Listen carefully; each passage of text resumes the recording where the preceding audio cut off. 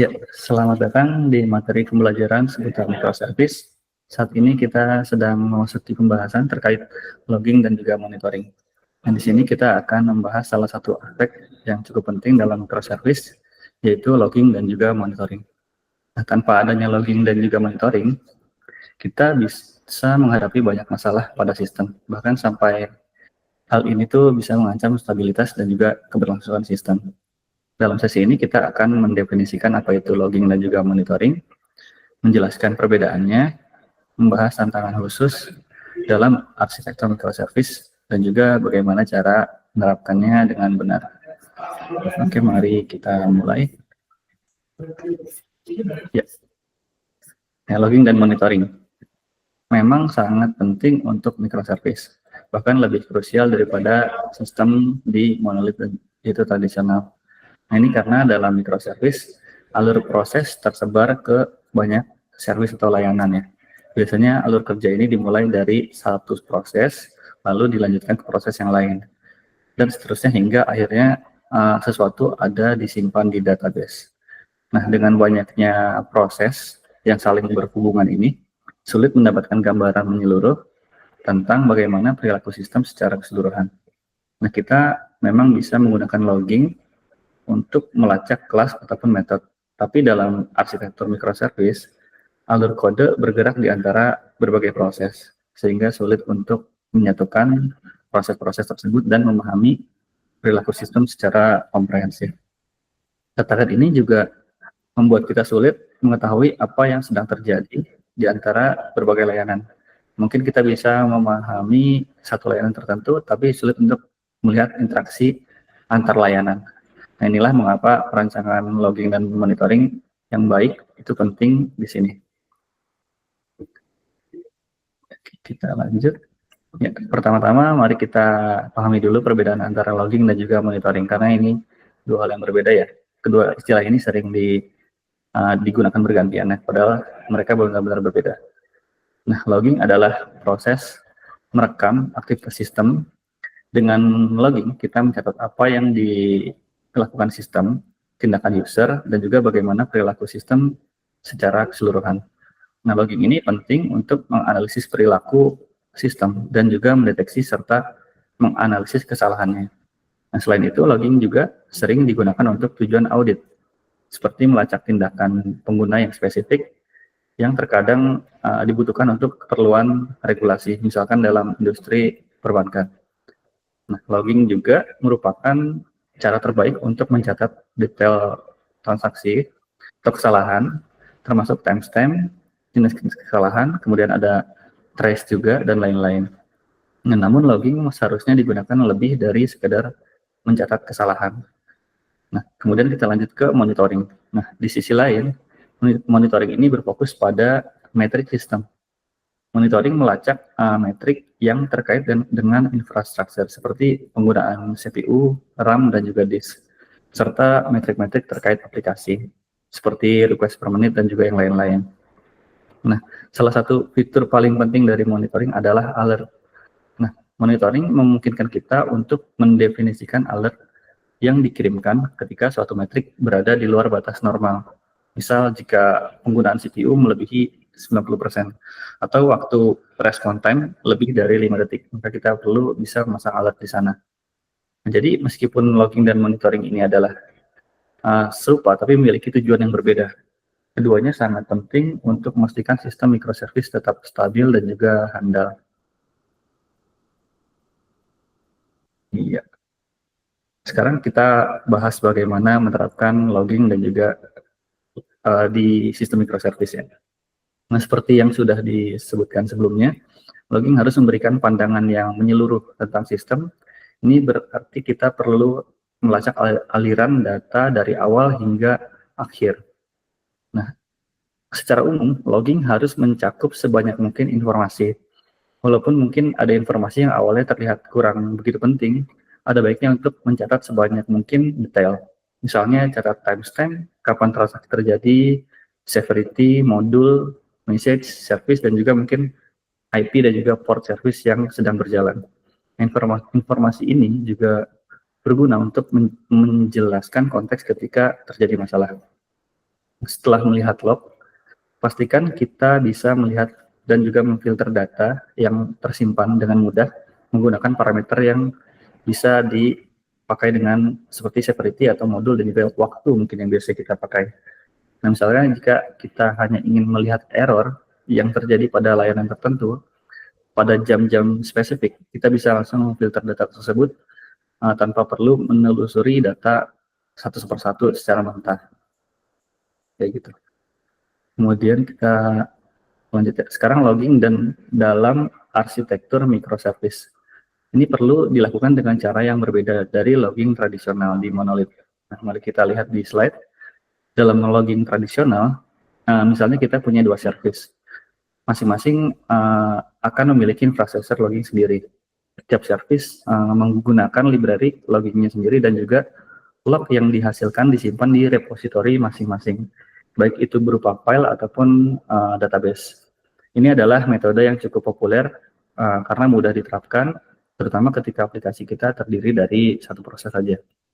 Namun, dalam arsitektur microservice, pendekatan ini memiliki beberapa masalah. Yang pertama, log-lognya tersebut menjadi terpisah satu sama lain. Jadi kalau kita ingin melacak alur end-to-end itu akan lebih sulit.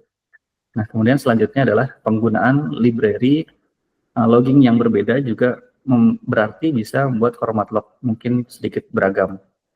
Nah, kemudian misalnya satu log disimpan sebagai dokumen JSON, sedangkan log lainnya berupa teks biasa. Nah, hal ini akan membuat analisis antar log menjadi membingungkan dan juga lebih lambat. Selain itu, log-log tersebut tidak teragregasi, jadi tidak bisa dengan mudah mengumpulkan data seperti yang berapa banyak error yang terjadi dalam sehari atau berapa sering akses database dilakukan. Yang terakhir, log tidak dapat dianalisis dengan baik untuk bisa menganalisis dan juga mendapatkan wawasan dari log-log tersebut. Kita perlu mengumpulkannya di satu lokasi pusat yang mungkin akan kita lebih mudah menganalisisnya. Jadi bagaimana cara kita menganalisanya? Mungkin kita lanjutkan next slide. Ya, berikut cara kita mengimplementasikan logging dalam arsitektur microservice. Nah, anggaplah kita punya dua service, namun kali ini ada satu service tambahan, yaitu yang bertanggung jawab khusus untuk logging. Jadi setiap kali ada service ingin membuat log, mereka menulis ke central log service ini yang baru. Nah, dengan cara ini kita punya satu lokasi terpusat untuk log tersebut, sehingga masalahnya agak terpecahkan. Nah, sekarang log kita menjadi lebih terstruktur dan juga tersimpan di lokasi yang sama. Artinya log tersebut sudah teragregasi seharusnya, sehingga kita bisa menghitung dan menganalisisnya dengan menyimpan semua log di satu tempat. Dan juga bisa dengan mudah mengeksekusi query untuk mendapatkan wawasan dari log tersebut. Nah, jelas bahwa pendekatan ini adalah yang kita inginkan untuk logging dari sistem microservice. Namun sekarang kita perlu melihat cara implementasinya secara tepat. Nah, dari diagram ini ada 3 hal yang perlu dibahas lebih lanjut. Yang pertama adalah library logging, apa yang harus kita gunakan untuk menghasilkan log, apakah ada kebutuhan khusus. Kemudian yang kedua adalah transport. Kita perlu mengirim log ke central log ini. Nah, bagaimana cara terbaik untuk melakukannya? Dan yang ketiga adalah central logging service itu sendiri. Nah, bagaimana cara membangunnya? Haruskah kita mendevelop ini dari baru atau pakai produk yang sudah ada? Nah, mari kita bahas lebih lanjut di next slide. Ya, mari kita mulai dari yang pertama dulu, yaitu library logging ya. Pendekatan yang disarankan adalah menggunakan satu library yang sama untuk service. Nah, kita bebas memilih library apa saja, asalkan cukup fleksibel dan sesuai dengan platform pengembangan yang digunakan. Misalnya kita bisa memilih Whinstone untuk aplikasi Node.js. Ini adalah library modern, cepat dan juga sangat fleksibel. Nah, aspek penting lainnya dari library logging adalah penggunaan severity field dengan bijak. Sebagai penyegaran, mungkin severity field menunjukkan jenis kejadian yang direpresentasikan dalam catatan log. Biasanya tingkat severity ini dimulai dari debug yang menunjukkan informasi yang penting hanya saat melakukan debugging saja, bukan dalam operasi yang reguler atau normal. Pastikan untuk menggunakan severity filter dengan bijak. Jangan memenuhi log dengan pesan info yang seharusnya debug atau kebalik-balik gitulah. Karena ini adalah salah satu kesalahan umum yang sering dilakukan oleh developer mungkin yang masih junior ya. Juga hindari mencatat error sebagai info. Nah, karena ini tidak akan terdeteksi oleh monitoring yang kita lakukan. Kemudian kita lanjut. Ini ada beberapa hal penting yang perlu diingat tentang logging ya. Yang pertama adalah informasi apa saja yang sebaiknya kita masukkan ke dalam log. Nah, aturannya sederhana. Yang pasti semakin lengkap semakin baik. Jadi minimal kita perlu ada log-log data berikut ini yang ada di slide. Pertama ada timestamp, yaitu catat waktu yang tepat saat event terjadi. Kemudian ada user, siapa yang melakukan aksi tersebut. Kemudian ada severity, nah tingkat keparahan event ini seperti yang sudah kita bahas sebelumnya. Kemudian ada service, nah layanan event tersebut terjadi di mana. Kemudian message atau event apa yang sedang dikirim, misalkan new order create yang berhasil kayak gitu. Kemudian ada juga stack trace. Nah ini kalau kita sedang log error, masukkan juga stack trace-nya supaya lengkap ya, supaya gampang kita mendeteksi errornya itu apa. Kemudian ada juga correlation ID. Nah ini adalah salah satu field yang paling penting sebenarnya karena membantu kita melacak event terkait di beberapa log ya, apalagi kita microservice. Kemudian kita akan membahas sedikit lebih lanjut terkait correlation ID ini di next slide. Ya, kita lanjut. Nah, apa itu correlation ID? Pada dasarnya correlation ID ini adalah identifier yang digunakan untuk mengidentifikasi alur. ID ini event yang terjadi di berbagai layanan atau service sehingga memungkinkan kita untuk melacak event-event tersebut terpisah sebagai satu alur yang terkait sebenarnya. Nah, memang konsep ini mungkin masih terdengar agak abstrak, jadi mari kita lihat contohnya. Ya, kita punya dua layanan dari satu central logging service ya. Layanan merah mengirimkan log dengan informasi seperti biasa, timestamp, user, dan lain-lain. Tapi juga ada field tambahan yaitu correlation ID yang nilainya misalkan 56. Nah, perlu diingat nilai correlation ID ini sebetulnya bisa sembarangan asalkan unik dalam sistem. Nah, sekarang layanan kedua juga mengirimkan log dengan data yang sama, termasuk correlation ID yang juga bernilai 56. Nah, apa yang terjadi? Nah, di central log service menerima dua log. Satu log awal alur dan juga satu log lagi akhir alur. Nah, dari sini kita bisa menyimpulkan bahwa keduanya berasal dari alur yang sama. Bagaimana kita tahu? Nah, di sini karena mereka memiliki correlation ID yang sama, dan itulah peran correlation ID. Dengan menggunakan correlation ID ini, di berbagai layanan dalam satu alur, kita bisa memfilter log berdasarkan correlation ID untuk melihat gambaran lengkap bagaimana alurnya terjadi. Oke, nah itu mengenai correlation ID. Sekarang mari kita lanjut ke elemen berikutnya terkait arsitektur logging, yaitu transport. Ya, ingat transport engine adalah bagian dalam logging yang bertugas mengirimkan log dari layanan ke central service logging tadi. Nah, seperti yang bisa dibayangkan, ini punya peran yang cukup penting. Biasanya kita lebih suka menggunakan queue atau antrian ya untuk transport ini. Queue membantu kita menyeimbangkan beban yang mungkin ditunjukkan ke logging service dan tetap bisa berfungsi dengan baik meski dalam kondisi sedang bebannya berat ya, misalnya gitu. Nah, selain itu penggunaan queue tidak mempengaruhi performa sisi klien atau service yang mengirim. Biaya waktu dan juga tenaga komputer untuk memasukkan data ke queue sangat kecil, bahkan jauh lebih rendah dibanding menulis ke file. Nah, lalu queue engine mana yang sebaiknya kita pakai? Sebenarnya pilihan queue engine ini tidak begitu krusial. Ada banyak queue juga engine di luar dan kita bisa pilih sesuai kebutuhan. Namun yang paling populer adalah RabbitMQ dari Kafka dan juga Kafka. Dan sangat menyarankan untuk memilih salah satu dari keduanya. Secara pribadi saya lebih suka RabbitMQ karena kesederhanaan dan fleksibilitasnya.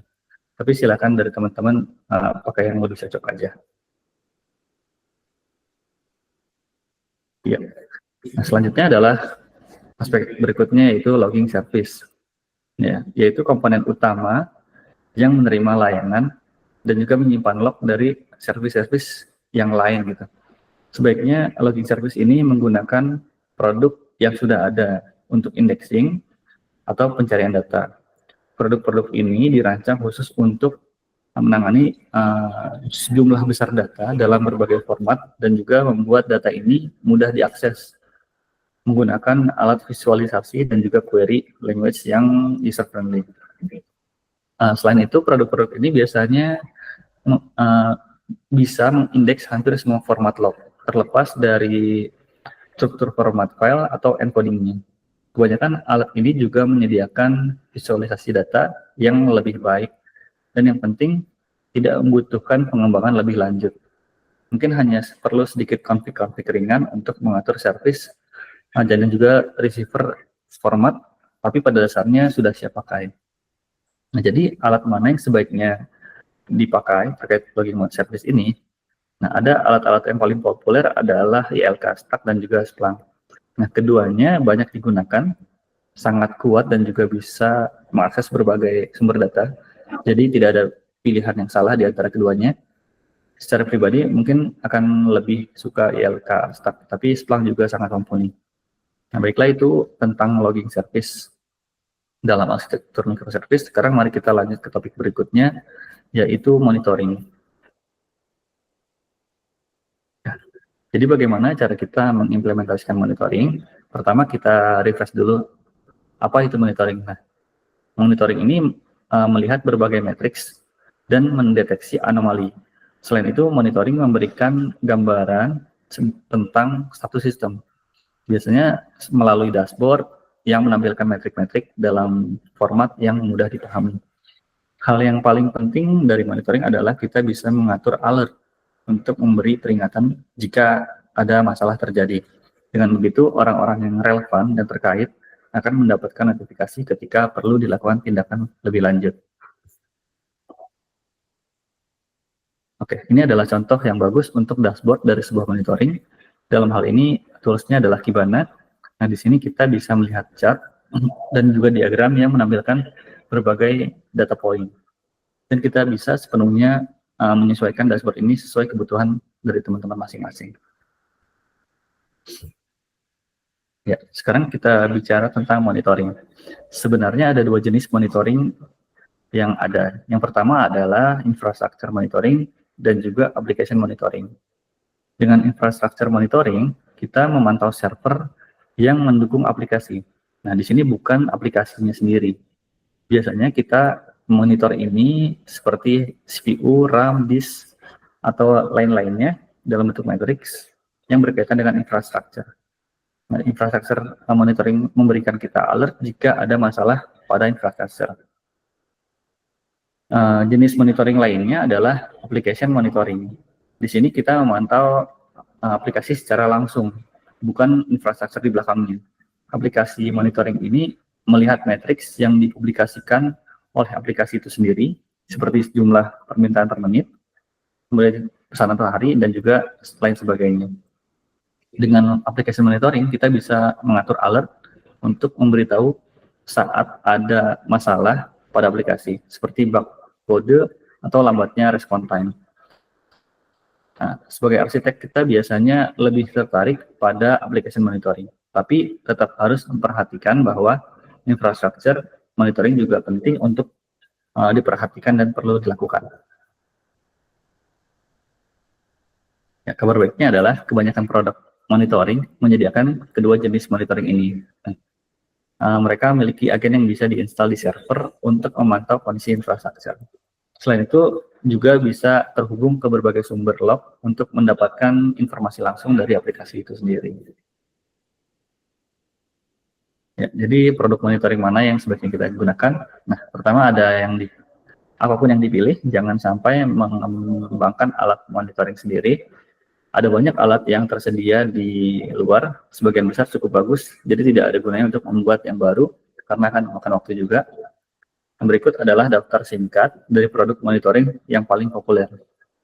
Dua pertama yang di atas yaitu ada Nagios dan juga ILK Stack, adalah alat untuk aplikasi yang on-premise. Nah, sementara dua yang terakhir, yaitu New Relic dan juga Azure Application Insight, adalah aplikasi alat atau tool berbasis cloud. Nah, saya sangat menyarankan untuk memilih salah satu dari alat ini, dan kita tidak akan salah dengan pilihan tersebut. Oke, itu mengakhiri sesi kita kali ini seputar logging dan juga monitoring. Sebelum kita akhiri, ada satu poin lagi yang ingin saya bahas. Yang peran teman-teman sebagai arsitek terkait monitoring adalah memastikan bahwa monitoring itu ada. Mungkin seharusnya tidak terlibat dalam pemilihan, penginstalan, atau konfigurasi, atau pemeliharaan alat monitoring.